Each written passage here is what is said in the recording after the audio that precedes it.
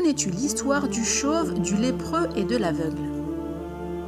Notre prophète Mohammed raconta un jour cette histoire à ses compagnons. Il y avait parmi le peuple des Bani Israël 3 hommes, un lépreux, un chauve et un aveugle qu'Allah Azzawajal a voulu éprouver. Ainsi Allah Azzawajal leur envoya un ange qui avait pris une apparence humaine.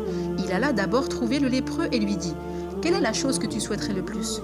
« Un beau teint et une belle peau, lui répondit-il, et la guérison de cette maladie qui me rend répugnant aux yeux des gens. » L'ange passa sa main sur cet homme et par la volonté d'Allah, les taches de la lèpre disparurent. À la place, Allah Azzawajal lui donna un beau teint et une belle peau. Généreusement, il lui demanda ensuite « Quel est le bien que tu préférerais avoir ?» « Les chameaux, répondit-il. On lui donna une chamelle qui allait bientôt avoir un petit. Puis l'ange lui dit « Qu'Allah te la bénisse. » L'ange alla ensuite trouver le chauve et lui demanda « Quelle chose souhaiterais-tu le plus ?» « Une belle chevelure, répondit-il, car les gens me regardent mal tel que je suis. » L'ange passa alors sa main sur la tête du chauve, et celui-ci, par la volonté d'Allah, reçut une belle chevelure. Puis il lui dit « Et maintenant, quel est le bien que tu préfères le plus ?»« Les vaches, lui dit-il. » On lui donna une vache qui allait bientôt avoir un petit veau. Puis l'ange lui dit « Qu'Allah te la bénisse. » Enfin, l'ange alla trouver l'aveugle. Comme pour les autres, il lui demanda quelle chose il souhaiterait le plus. « Ce serait, répondit l'aveugle, qu'Allah me rende la vue, afin que je puisse voir les hommes. » L'ange passa alors sa main sur les yeux de l'aveugle, par la permission d'Allah, et Allah lui rendit la vue. « Et maintenant, ajouta-t-il, quel est le bien que tu préférerais le plus posséder ?»« Les moutons, lui dit-il. » On lui donna donc une brebis qui allait avoir un petit agneau. Puis par la miséricorde d'Allah Azzawajal, les 3 femelles ont eu leurs petits, puis d'autres encore. Finalement, le premier homme allait bientôt avoir une vallée remplie de chameaux, le second une vallée remplie de bœufs et le troisième une vallée remplie de moutons. Ceci relève de la générosité et de la grâce d'Allah Azzawajal. Cependant, quelque temps après cela, commença l'épreuve de ces 3 hommes. L'ange, reprenant la figure d'un lépreux, vint d'abord trouver le lépreux d'autrefois et lui dit « Je suis un homme malheureux. J'ai perdu en voyage tous mes biens et aujourd'hui, il ne me reste plus qu'à m'adresser à Allah puis à toi. Au nom de celui qui t'a donné un beau teint et une belle peau, ainsi qu'une grande fortune, je te demande de me donner un chameau qui me permettra de terminer mon voyage. » Mais la richesse l'avait rendu orgueilleux et avare, et il répondit sèchement « J'ai de nombreuses charges », car il ne voulait rien donner des biens qu'il pensait avoir gagnés uniquement par ses efforts. Mais l'ange lui dit « Il me semble bien te reconnaître. N'étais-tu pas un lépreux d'aspect répugnant et pauvre, et Allah ne t'a-t-il pas donné tout ce que tu possèdes désormais ?»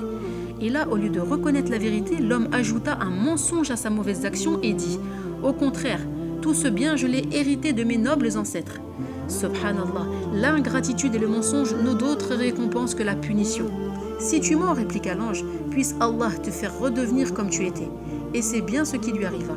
Il est redevenu malade, fut à nouveau mis à l'écart par tout le monde et perdit tous ses biens. Puis l'ange alla trouver le chauve d'autrefois en prenant lui-même l'apparence d'un chauve. Il lui dit la même chose qu'au lépreux et reçut de lui la même réponse. Alors lui aussi mérita la punition d'Allah. Enfin l'ange sous les traits d'un aveugle se présenta à l'aveugle d'autrefois et lui dit « Je suis un misérable voyageur. J'ai perdu en voyage toutes mes ressources et aujourd'hui il ne me reste qu'à m'adresser à Allah puis à toi.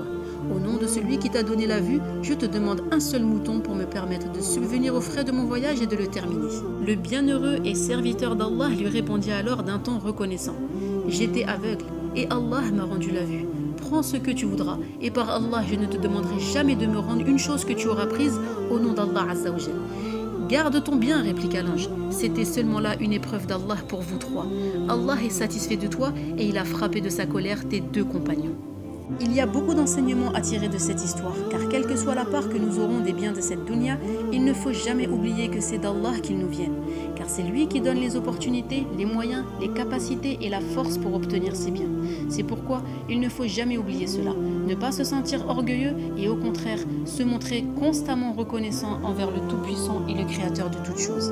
Car les ni'am, les bienfaits d'Allah Azzawajal envers ses créatures sont nombreux et on ne pourrait les dénombrer car beaucoup de bienfaits sont à tort perçus comme des acquis, alors que le seul fait d'être musulman et d'avoir la clairvoyance est l'un des plus grands bienfaits qui nous a été donné par notre Seigneur. Walhamdulillah.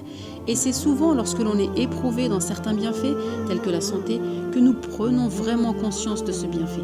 Qu'Allah Azzawajal fasse de nous des musulmans sincères et reconnaissants et non pas des ingrats comme le fut les Bani Israël. Amin.